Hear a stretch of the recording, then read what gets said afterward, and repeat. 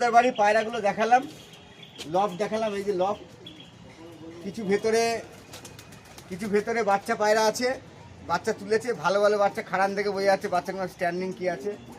যে কটা পায়রা আছে, হয়তো ধাড়ি পায়রা কম আছে তাদের কাছে, কিন্তু পায়রা কিন্তু সব রেজাল্টেড পায়রা, সব কোয়ালিটির পায়রা। 10-12 ঘন্টা উড়ন কম্পিটিশনের পায়রা, সব পায়রাই বলতে গেলে বুবাইদার ওখান থেকে আনা। আর এই যে ছেলে খুব ভালো, ভালো মনের ছেলে। আসলে পায়রা যারা পোষে তারা ভালো মনেরই হয়। পশু পাখি ভালো মন না হলে তারা পশু পাখি পুষতে পারবে না। তাহলে পায়রাকে ভালোবাসবেন,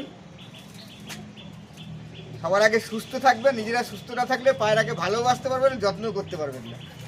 নিজেরা ভালো থাকবেন, সুস্থ থাকবেন, পায়রাকে ভালোবাসবেন, পায়রাকে যত্ন করবেন। আর আমার চ্যানেলটাকে বেশি বেশি করে লাইক শেয়ার করবেন।